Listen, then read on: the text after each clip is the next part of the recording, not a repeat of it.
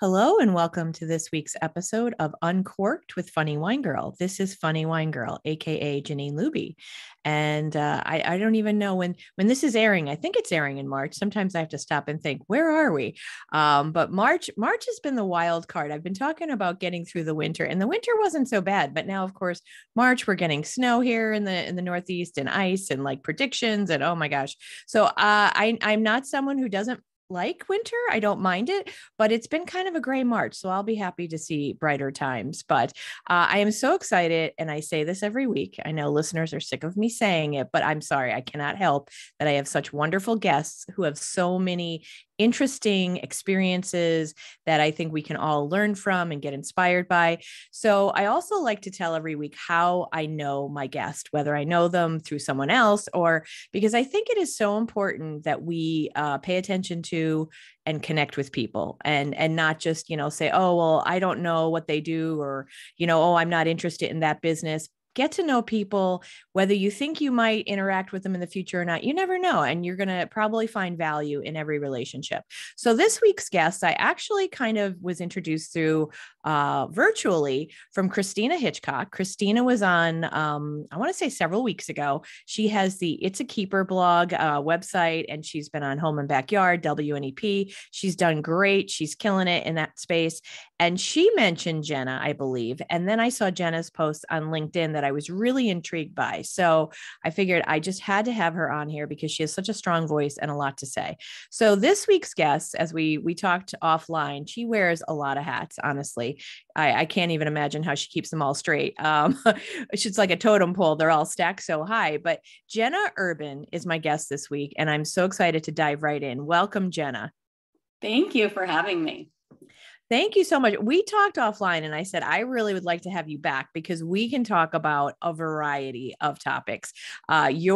Which I think is also, I love for women to hear people like you, your stories, because you've done so many different things. And sometimes we think in life like, oh, I've done this forever. What would what else could I do? Or I don't want to leave this. You've transitioned and you've done so many different things. I think it's awesome. But why don't you tell us, just for the listeners to get a little feel for a little bit about your background. You are from, I think, Northeastern Pennsylvania, a little bit about your background and some of the jobs that you've had. And we're going to focus on one in particular today, but just give us a little bit of feel about what your background is in. Sure. So I'm from Dunmore, Pennsylvania. So I grew up in Dunmore. I went to Dunmore, and then I actually returned to Dunmore as an elementary computer teacher. So at Dunmore, while I was at Dunmore, I did participate in basketball, and my dad was my basketball coach. So actually, when I returned to teaching, he was still teaching there as well. He was a phys ed teacher. So I got to spend like 3 or 4 years with him before he retired, as colleagues, so he used to take me to school as a kid and for basketball practice. And then he was my coach, and then he became my colleague. So that was pretty interesting. So for me, that was always something that was very sentimental. And, I knew that when I became a parent, that I also wanted to have that relationship with my kids. So I do have 3 children. I have a 16-year-old son. He is a basketball player, golf, and runs track at Holy Cross. My daughter is 13. She also is multi-sport. She plays tennis and basketball. And I have a son who's 11, and he plays basketball, baseball, football, you name it. So we're pretty busy. So as I mentioned, I was an elementary computer teacher for 17 years. In the meantime, I did side jobs. I did some blogging. I did some TV segments. I did writing for the newspaper. I always kind of had something on the side. And then recently, my husband and I started selling sheds as a shed dealership to add on to his landscaping business. And I left my teaching position this year, and I am a full-time business, self-employed, check that box off. So it's been definitely a transition, and it's been very good and healthy for, just getting out of the classroom and being able to just be a mom. We talked about all the different roles that I have. So now I have a different role as just kind of, being a mom. Yeah. And we'll get into this. You're also still a coach. And I do want to talk a lot Yeah. about student athletes, but tell me a little bit, if you don't mind sharing. Being a teacher is, I think it's always been not only rewarding, but I'm sure challenging. But especially with the pandemic, I mean, I'm not saying it was easy on anyone, but teaching was definitely hard hit because you were out of the classroom and you had all these different regulations and then the kids trying to get caught up. That had to be very challenging. Do you feel comfortable sharing? Like Sure. were you just like kind of burnt out or? Yeah, you know what? So I ran our virtual program at Dunmore. Excuse me. So I ran the virtual program at Dunmore, and so it was very stressful. Obviously, we all had to kind of adapt to it, and I oversaw that. And then I really enjoyed it. I liked that. That was what my master's is in. You know, being able to help the teachers and seeing what they were struggling with, and I could kind of, help them develop online tests. And it was challenging for me, just like when I did blogging, like I knew nothing about blogging and I kind of like taught myself how to do it, so I really liked that part of it. And then I went back into the classroom and it just wasn't the same going back into the classroom. And it was kind of becoming tedious for me because I knew that I had so much more to offer, right? Like I could be doing, I was like thinking of other things I could be doing. I could be doing, business, my own business, or helping my husband's business. And I could be going back to blogging or like there was just so many things that had me second guessing. Like, and I felt like I was just it was a Groundhog Day every day. The coaching aspect that passion never left me. Right. So like, even I coached my children all through bitty basketball, right when they first started. And it was something that was very important to me because I wanted to be the one to be able to teach them how to play the game that I love so much. Right. So, that kind of carried me through the years. And then when the pandemic hit, like I was basically like, we were doing workouts. I was still coaching them in our backyard. Right. Like, I was still doing drills with them. But it kind of shifted a little bit because it became more of like me coaching them to like teach them the tools that they will need to have in the future, right? Just so I think like parenting does, you coach them and you try to guide them as much as possible. And then at some point you kind of have to like step back and kind of teach them the tools that they're going to need to be successful in the future. Yeah. And if you don't mind, because we talked a little bit before I hit record, you had an interesting perspective, whereas when you were teaching, you were a teacher, you're a mom, you're a coach. So you had this relationship where it had a shift. You had a shift based on the situation or the environment you were in, and you knew the children not only as athletes but friends of your children. So that became a little bit, I'm sure, challenging, but I think it's also interesting that you understand those roles, being a mom, being like a parent, being a teacher, and being a coach, which sometimes people don't get to see or fully understand all of that, where you had that, but it also comes with some challenges, right? Right, it does. And we have this running joke, the kids and I, because my teams never really won, right? Because I was so, focused on teaching the developmental skills, the fundamentals of the game, that we never really, I couldn't not play somebody. Like I was the one that played everybody on the bench. I wanted to get everybody involved. And that was so important to me when they were young, like, because I just wanted them to learn as much as possible. So even the roles that as you mentioned, being in school with my kids, it was very challenging for me to be able to separate myself as the parent and the coach and the teacher, because, the students knew me, in school as the teacher, right? So I'm just like, my kids would say, stop yelling at my friends, or, you're too tough on them. You have to let them go. But I was like, well, I have to answer to people. Like I have a principal. I can't just let them do whatever they want to do. Right. So then, they would come here to my house and it would be, a different environment. And so they knew me here, as Jenna, or like, they just knew a different, as Molly's mom or Lucas's mom. And then on the court, they knew me as their coach. And it was always funny because the boys, I felt like it was very hard to coach, because it's hard because it's almost like a boys club, right? Like here I am now, I have experience. I played in college. I was a junior college All-American.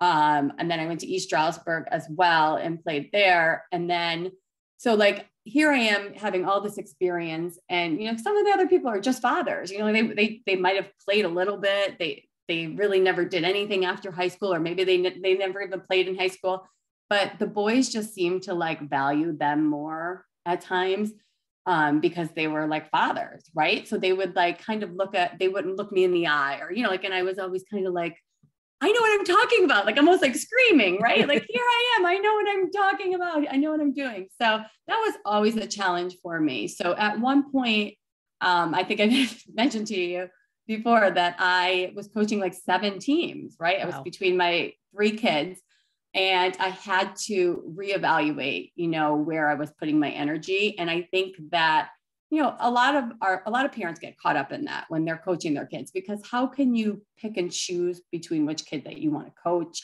how much time that you want to put in, because you don't want to be like that you're gypping another one. So that was very challenging for me. So I kind of took a step back from the boys' side, because I knew that it just wasn't like comfortable. It wasn't flowing. I was getting more stressed out than I was, I was putting all this energy into it. And I just thought, I'll focus more on the girl side as being a female athlete, former female athlete. You bring up a really important and interesting point that I think people need to understand, because I think some people think, oh, we still don't have equality. We still don't have equal respect. And it's interesting you bring up that point about the boys. And, you might have a dad who, maybe they played on the playground and they're like, yeah, I could coach. It's still that I still see it. I'll speak from my own interpretation. You have women who've been doing something 20 years, but some of us, and I fall into this, it's like, well, I don't want to overcharge. And we lack the confidence. Mm-hmm. And then you have a man who's like done it for a year and he's like, yeah, I'm going to charge you this. And I know everything. And I mean, I've seen that. And even in teaching, I taught part-time at King's College, but one of my friends who's a full-timer, we've talked about this, where we felt that the male students sometimes would show us less respect than they would the male professors, or they would take criticism much more harshly, or, with attitude. So unfortunately, I do think that exists. So to hear you say that, it's disappointing, but I understand that. How did you feel? I want to talk about you coaching your daughter and that, inspiring young women, but you yourself were an athlete in college, and you were a good athlete. You were successful. How was that experience? If you could talk a little bit about that. I'm sure things have changed now to some degree, but how was that for you being a student athlete, especially as a woman? Right. So, it was always discouraging. Like I think back now as we're looking at, all the high school playoffs and so forth. And I remember, our girls team was always very successful at Del Mar, and we would not get fans until we went into playoffs. Like we were basically playing for our parents all year. And then it's kind of like everybody jumped on the bandwagon. Right. So, same thing with, women's sports and in college, you're kind of going in and you're performing, and it's discouraging because people don't want to come out because they think, oh, it's the girls' game. It's a girls' game type of thing. So that's definitely a challenge. But, I look back at all the challenges that I had in high school and college, and just how hard that I worked. But it's like such a different time now, right? So as I'm trying to install those into my kids, the workouts are different. I specialized in one sport, really. I just played basketball, but back then that's what we did. And now it's like all year round basketball, and, and then you're trying to fit in all the other sports in between. And I just think that it's different now. And the competition level is different as well. When I played in high school, I feel like it was like every team was really good. And now you're not seeing that nowadays. So I think that's something else. And I don't know if it's because girls are not playing as much, or there's more opportunity for girls. Like I know that COVID really had an effect on girls basketball, because, they started, like a lot of girls started saying, oh, like maybe I'll try volleyball and then field hockey, and there's more opportunities out there. So I think that was something that affected, the way that the game is being played today. Yeah. Now it's interesting. I know I'm going back to something you said earlier about your teams not winning, which I think it's like, it's, everything anymore seems to be so focused on winning, especially, I guess, as you get into college and everything. Right. What is that pressure like? And, just that hype about having to win, and making Right. it all about that sometimes. It's kind of hard to not see that side of it. Really, and it is. And I think that like boys look for it more, because at a young age, they want to win, win, win. And it was a struggle for me because again, I wanted to go back to the fundamentals. It was so important to me as an educator, right? And a coach, and a mom, because I kind of treated all of these kids as my own, right? Like I wanted to see them successful, but I knew, being a former athlete, that they were not going to reach that success until they're in high school, right? So it's kind of like, just like we do in school, we have to groom them and teach them, and they really don't excel until, and the end goal is to be successful high school athletes. And I think we put so much pressure on kids to be an all-star so early in life, and because of that winning, like you have to win, win, win.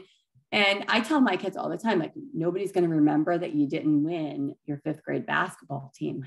Like, so like you win it when it counts, right? You want to reach your peak when it counts. We see a lot of kids, all stars in, third grade, fourth grade, fifth grade, sixth grade. And then everybody kind of catches up to them. And then they get to high school and their parents are like, why aren't they were all stars for all these years. Why aren't they playing? Well, like everybody kind of caught up to them, and they might have stopped putting in the work that they needed to kind of keep up. And, somebody else might have come in and put that extra work into. So that was something that I always talk to my kids about. Like my son is, he's 16 and he was never an all-star. And that was very hard because I was an all-star, and it was very hard for, him to kind of like that disappointment and how I reacted to it. Right. So one thing that we always did with our children, my husband and I, is we always kind of reinforce the fact of like, this is not going to matter when you're older, like it's not where you are today, it's where you are in the future. Like we're trying to raise good human beings. And so I think that's something that I think gets lost in youth sports a lot. And it's very frustrating. So going back to your question, even about the winning, right? Like there was a time that I kind of questioned, am I going to coach anymore? Right. Because of the pressure from the parents and the disrespect from the kids, because they're hearing what their parents are saying. Right. So in my mind, I think I'm doing the best for the kids to be successful in the future, but their parents want that instant success. They want to see the win. They want to see their kids scoring the most points and getting the most playing time and so forth. So it was a struggle for me. I remember right before the pandemic when I was coaching the 7 teams, and running all over the place, and I was putting in all this time. And then I felt like I was taking too much time away from my own kids, because here I am, like literally giving the coats off my kids back to other kids. Right. I'm trying to teach everybody the same. And, I was getting like a lot of, pushback from parents, and why isn't my kid playing? And then my husband would be in the stands and he would hear, different conversations, and it was really frustrating. So right when the pandemic hit, I was at my breaking point of like, okay, I'm done. And then when I refocused and, thought like, where can I place my energy? Where would it be most important? And again, it was with the girls basketball, my daughter. And, again, I think it's interesting that you're trying to, it sounds like to me, teach these young people lessons to carry through life, to be good humans, right? And to be successful. Whereas sometimes, a lot of times, unfortunately, we're looking as Americans, it seems to be like results, money and, wins. And, it doesn't matter how we get there, but you're teaching them lessons, which I think are more important. Obviously, not everyone agrees, but what would you say? And we'll start talking about you're teaching your daughter now. What are some of the fundamentals? You've mentioned fundamentals, and I don't just mean like as far as like technique of dribbling or shooting, but like as far as being a person and an athlete, what are some of the things that you're trying to instill in the students? Right. So, teamwork was always my main focus. like slapping high fives, not talking bad about any of your teammates, trying to lift each other up. Like my son, I'll never forget, it was like his last year of biddy. And he said to me, why am I always like, if somebody was on the ground and he would go to put his hand out to them, like to pick them up. He said, why am I always trying to pick other people up and nobody ever picks me up, right? Nobody ever puts their hand out. And my response was, that doesn't mean that you stop putting your hand out, right? Because like, again, life lessons. So that was always so important to me. Punctuation, being on time for things, taking responsibility, commitment. If you sign up for something and you have another, game somewhere else, like committing to the team, because, and that we see all the time, like 4 people showing up for a game, not having enough, because they're out playing other sports, or they're on 3 or 4 different basketball teams during basketball season because they don't want to miss out on an opportunity. And then you're kind of always, leaving somebody else in the dust. So that was always very important to me. And it really was fundamental that my father, as my coach, he was very strict with us. And that's why I think we were successful, but he was also very like compassionate, and he really was emotionally connected to each of his players. And I do see that now as an adult and talking to a lot of those players. And I always wanted my teams to feel that same way, that same connection, to know that I was a resource for them, even if it wasn't for basketball. I mean, obviously, because I was a teacher as well, I wanted them to know that they could always come to me, for anything, and have that type of relationship. And so now you said you're coaching, you've kind of pared down a lot of what you're doing, yes, but you're still coaching your daughter's basketball team, yes, correct? Yes. So talk a little bit about that, how it is coaching your daughter, coaching young women, and the importance of helping them see healthy role models for them and behavior and that sort of thing. Right. So, it was a struggle, as I said before, like going back to seeing how, the girls are treated differently. And you and I have talked, people not coming to the games, having my sons kind of even comment like, I'm not going to that girls' game type of thing. So it was really important to me that I not shelter my daughter from those comments, but kind of explain to her, the reason behind it, right? Like, because it's in our face all the time. And, we have all these male role models as athletes, and, kind of breaking the barriers down and so forth. So the relationship that I have with my daughter, it's kind of like a unique one, because I would never say that she's my best friend, because I don't want to have that role with her, but my role as coaching her through life, right? So it's not even just sports. And I try to do that again with a lot of the girls on the team. Just trying to kind of guide them through and give them situations, what to work on, not only on the court, but also off the court if they're struggling with something, to kind of, reach out my hand for them and help them, guide them that way. And with my daughter, we talked before about the social media. So girls are tough, right? Like, it is like, I would never want to be a teenage girl again. So seeing this age group of teenage girls, I'm very empathetic towards them. So I know that they are dealing with a lot. So not only, going out and having their hormones, also, having the struggles to kind of compete with the boys in the class all the time, and with trying to break down barriers with sports, but they also have to battle with each other, right? So like they have, different things on social media, that the FOMO and being discouraged because they're seeing that they're not invited somewhere. So it's just a lot of outside sources that, again, I didn't have to deal with as an athlete. So even having that competition, like to know what other teams are doing, right? And other people working out, and they're at the gym working out now. Like I need to get to that gym, having that feeling. So it's just kind of keeping them grounded and, teaching them that they have to be the best version of themselves before they could, be successful, or in order to be successful. And I think that took me a long time to learn personally. And I try to teach to kind of like the tools that I learn as I age, I'm trying to teach to my daughter and even the girls on the team. But yeah, it's been pretty interesting. So I had shifted to, my kids went to Catholic school after the pandemic.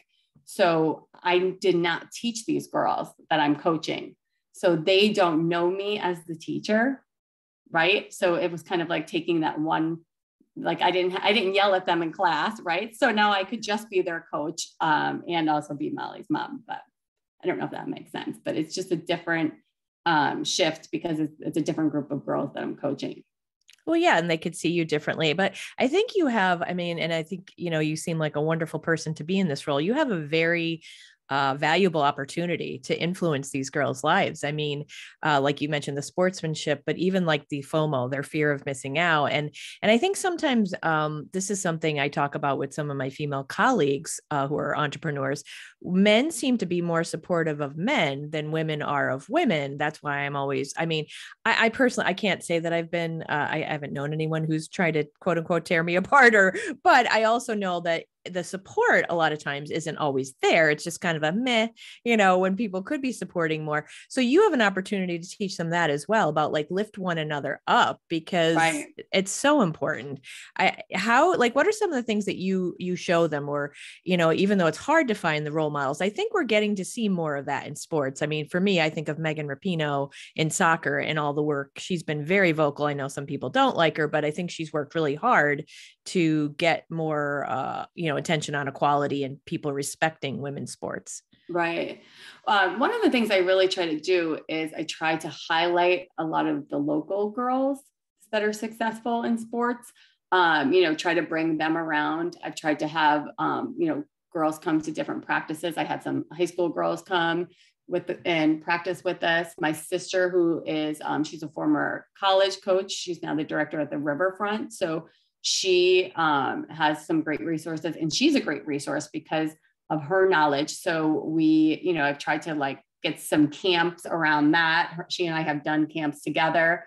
And recently I had Mia Hopkins, who's a Globetrotter. We had an opportunity to kind of connect with her, and she spoke at Wilkes, and I was able to I took my daughter and another 8th grade girl on my team. I took them out of school and I brought them down just so they could, hear her story. So just kind of placing the right people in front of them. And I'm big on like sharing different things on social media with my daughter, or even some of the girls on my team, like quotes that I find just kind of to inspire them. But I do want to make sure that I do note that like it is equally as difficult for boys when it comes to social media, right? So like, I know we're focusing on the girls, but as I said before with my son, when he was struggling with, why isn't anybody, putting their hand out, I really started even sending him affirmations. I of course, I use my digital skills, and I went on and created my own affirmations and printed them out for him. So he would have them, I'm always constantly writing notes on their mirrors, like just different quotes or just different sayings that they could kind of reflect back on. And the same thing with social media. So I'm very intentional with my social media use, and I want them to learn how to do that as well. And I want them to be intentional about what they're sharing. So that's something that I try to model with them, but I'm constantly like writing down little notes and things like that, just to kind of remind them how great they are. That's wonderful. And you know what? I want to acknowledge what you said. I mean, I'm always, pro woman and everything, but it's not that I'm turning a blind eye. Like you said, the young men have issues too. And in fact, and this is a topic that I'd love to explore some other time, just on a podcast. I do think it is important, like what you're doing for your son. Because of these different stereotypes through life, we've had this idea for so long. Thankfully, I think it's finally breaking, but that young men shouldn't cry or show their feelings. And I think, and I don't want to go dark, but I think some of the situations we see in life now with young men using aggression and violence, unfortunately, because they don't understand how to process emotions in a healthy way. So I think, to your point, it is important that they're addressed as well and encouraged to, with positive affirmations like you're doing. And to use their social media intentionally, because social media can be tough, whether it's a young man or a young woman. It can really, if it's not used properly, and we see it being used improperly by so many people, it can negatively influence them, and they're young and they're going to take a lot of things to heart, which is sad and unfortunate. Yeah. Right. And I do get a lot of questions on the social media because I have my master's in IT, right? So one of the things that I do, because I know that like it's impossible to keep our kids in a bubble, right? So I, really prolonged having them get a phone. They have to be 13 to get on Snapchat. I use a Bark app to monitor what they're searching for online. I have all these restrictions, time restrictions, like which they don't like, and someday they'll thank me for, I know, but it's a lot of work, right, to parent these kids these days. And if you don't have the restriction, if you don't put the restrictions on them, they're never going to learn time management, so that's another thing. And I preach it to my team too, make sure that you're putting this into your calendar, being responsible to, that you have practice tomorrow, not just putting it on your parents, or like updating your schedule. So kind of teaching those little things, and make sure you're not posting this, you can't use your phone at practice. There's a time and place to where you could be on Snapchat. You can't videotape anybody else. Like those little things that, it's a lot of responsibility to be teaching, but it's something that needs to be addressed.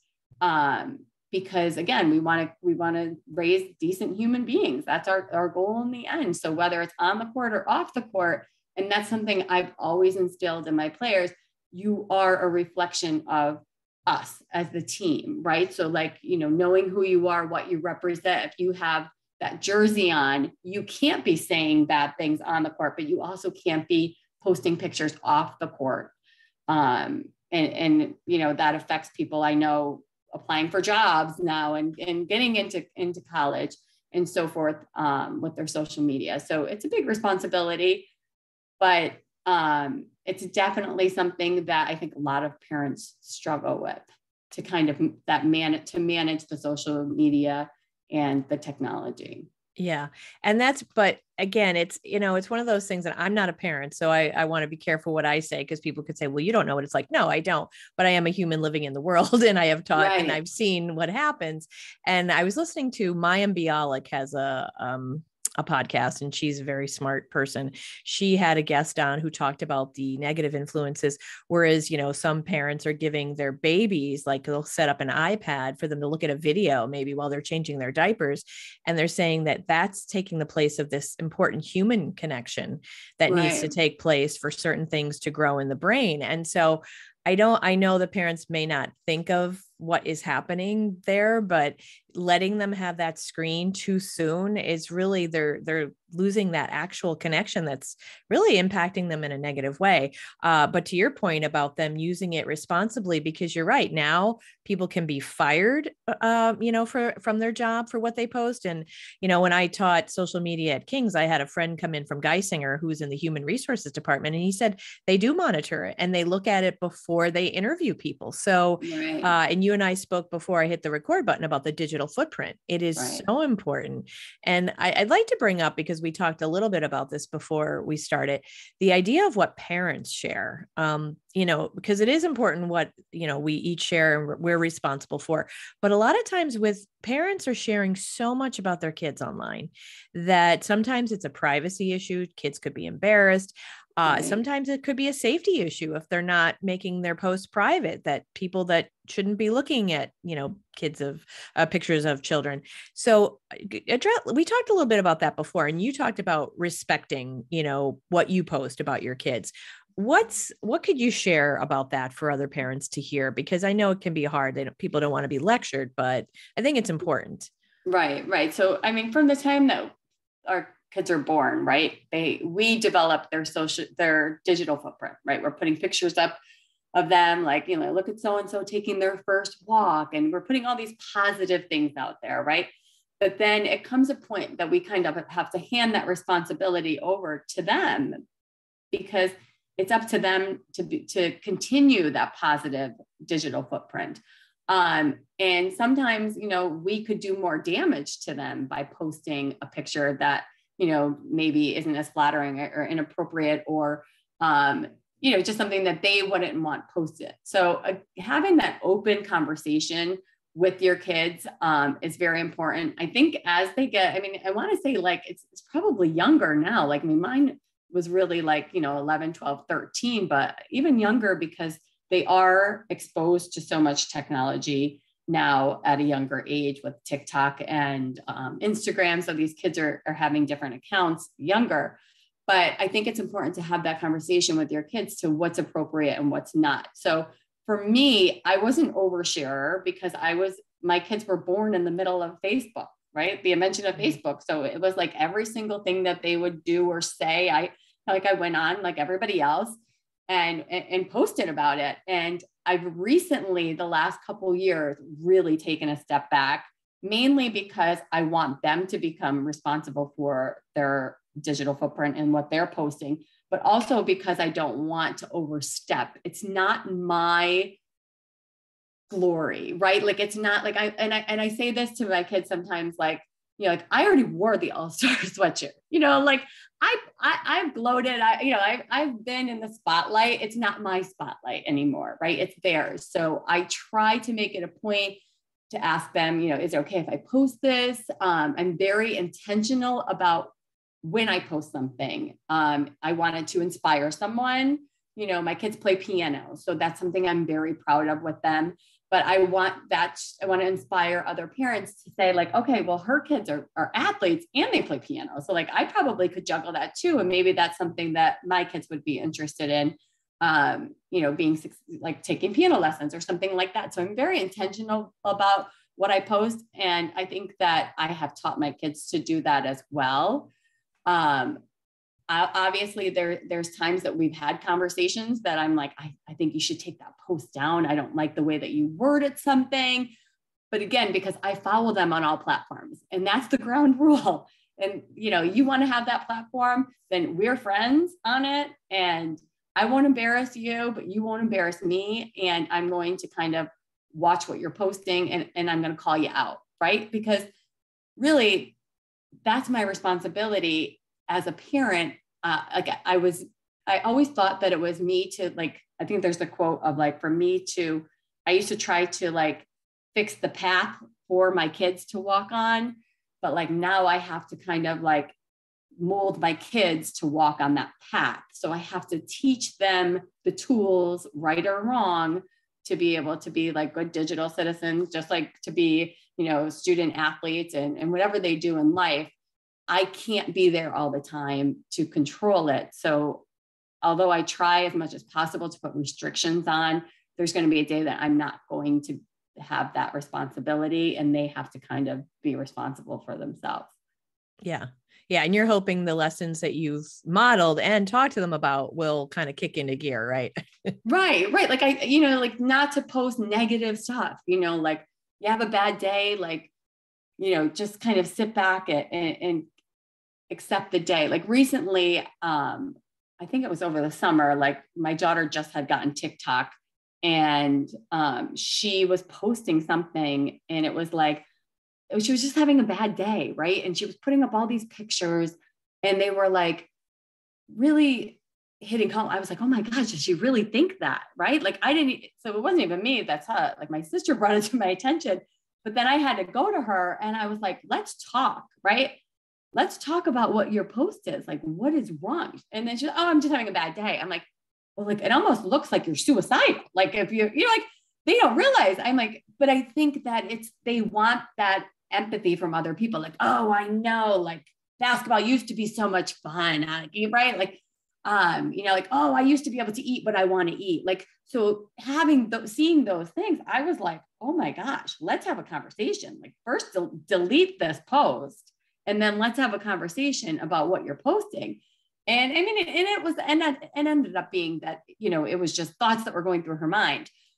But again, you can't just post that, because then people like just to look for a response from people. And then it just looks really bad on her part. And that's not what she wants to portray. Like her life is not that bad. Right. Like, so it's just kind of, hitting them with reality and the fact of like having that conversation. Like, let's talk about what's going on if you're having a bad day and not post about it. Right. And I think that going back to your comment about adults, that's what parents do too. Like the first thing when you're having, you don't like your coach, right? You don't like the playing time. We're right on social media. Like, oh, that coach is terrible. My kid's not playing a lot. He should be playing more, blah, blah, blah. Instead of having the conversation, like, what can I do better? That's something we always tell our kids at the end of every season, go to your coach, thank them for their time and ask them, what do I need to work on for next year? Right. Instead of, oh, I should have played more. Well, ask why you didn't play, right? Like go and have those conversations. Yeah. And we could talk about this, I know, for hours, because honestly, truthfully, I think it's something, sadly, I think adults sometimes are worse on social media, their behavior. Again, I could talk about this forever because I've had conversations with friends where they're like, social media is the worst. And I'm like, it's interesting because it's not the social media that's the worst. It's how we use it. Right. Because, as an entrepreneur, I'm someone who has this podcast and I do comedy shows. It's a tool for me to get the word out about what I'm doing. And that's great. Like, so I use it in that manner. I have a business, Laugh to Live, where I post laughter yoga and positive things. So you can use it in a good way, right. But you can also, as a human, have a choice what you post, and you can use it in a negative way. And it's the things we were just talking about, teaching your children and putting some boundaries in place so they don't get caught up in it. Because I do understand, if they could be bullied and there's all sorts of things that can happen. But adults, I think, unfortunately, in many situations, are not modeling the best behavior, because I've seen those posts you've just mentioned, Right. This person at such and such school is the worst. Right. And as we know, we're not getting all the facts, right? We're getting the narrative that the person who's posting is feeling, which might be partially true, or maybe even a good percent true, but I'm sure we're missing some facts, and that right. makes people look bad. And that's really, it's a very interesting time right now. But I love what you said about having conversations. Adults need to do that more. Let's right. have conversations instead of just airing our grievances on social media. Right. Oh, yeah. I know. Yeah, but it's definitely hard. It's definitely a challenge for kids, because they are seeing, they see it and they act what they see. They model what they're seeing adults do. So putting those boundaries up is very important. And I know, so being very intentional, that was something over the last couple of years of what I post and what I don't post. And I'm hoping that I think they do, because I follow them and see what they're posting. But, having the conversations too about, how if you text putting something in writing, how it can come back to you, and how Snapchat, it doesn't just go away. There's ways to record it. And I just think that a lot of people don't realize that. And even looking like the athletes, right? Like their teams, they're posting at a young age, they've got like their school shirt on, right? We know just for predators to find them and the security in it. I mean, it's a lot.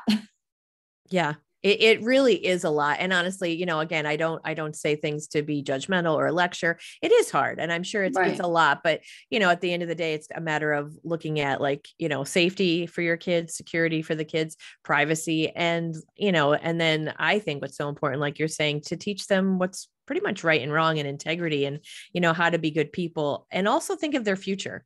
It could even influence them getting scholarships to colleges if they post something that's not so nice. It can definitely influence their careers, their future. And it is important to think about before posting. Yeah, definitely. Well, as we wrap up here, I have to tell you, thank you so much, because again, I think we could talk forever. I love what you bring to the table. I love what you're doing to instill teamwork and positivity and everything that you're teaching your children. Is there anything else in closing that you would like to say about student athletes, students in general, or social media, things that we've talked about before that you just want to make another point about?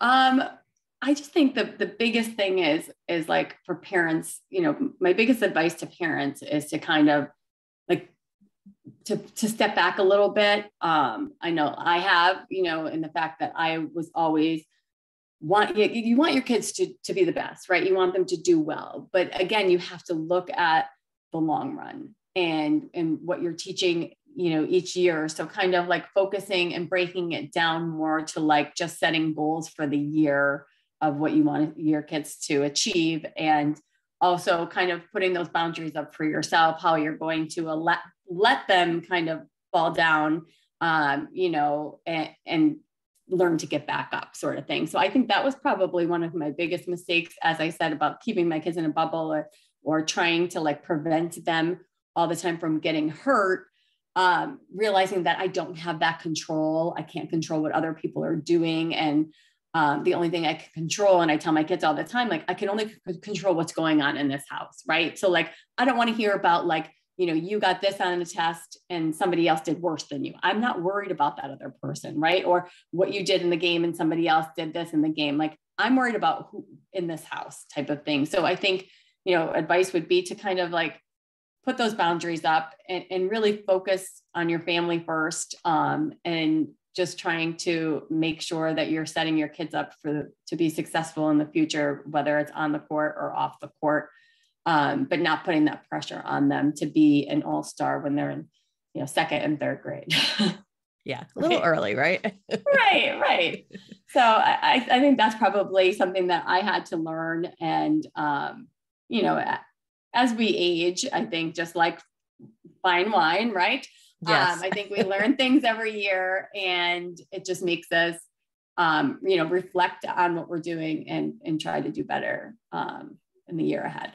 Yeah. I love it. You mentioned about, let them experience like fall and get back up. It just made me think of an Instagram video I actually saw this morning of a track player or a track runner, running, and she falls and she gets back up and she actually runs faster and catches up and wins, the whatever it was, 400 meter. I don't know how many meters, but, watching that, those are like little positive, inspirational type of things that just made me think of that. And those are things. And like, that's something that's really important to me, to make sure, again, I'm molding them and I'm giving them the tools, right? Like, so something that we didn't talk about really, like with all of my kids, I try to encourage them to journal, right? I'm a big meditator, and I try to get them to meditate, and I send them like, really creepy meditations, and they get mad at me. I'm always sending things like through their Instagram or like through text message, like try this out or listen to this podcast. And so if something inspires me, I want them to be inspired. So that's something that I always try to do. And I think that over the years, they saw me with my personal development. I'm always listening to podcasts and reading books and trying to learn and better myself. And that's something that I'm trying to instill in them as well. And I think that they see how much time that I spend on my own health, right? Like, I'm out exercising. I'm not just saying to them, like, why don't you go for a run? I'm trying to make myself a better person. And I hope that I model that for them to be able to do the same. Yeah, I think that's great. Well, I want to thank you so much, Jenna. Is there anything you'd like to, because a lot of times I have people on and they have like a website they want to plug. I know you do have a business. Is there anything that you'd like to plug just for people to check out? So I do have a website, jennaurban.net. I do have some information on there, and I will update that as well. And people can follow me on Instagram. I'm at jenna.mac.urban. So funny story there. I had to change. I was the Jenna Urban across all the platforms. And then I set my kids up each when they were early with their own type of, the Lucas Urban, we were all the same. And Lucas asked me if I would change my Instagram because he was the Lucas Urban and I was the Jenna Urban.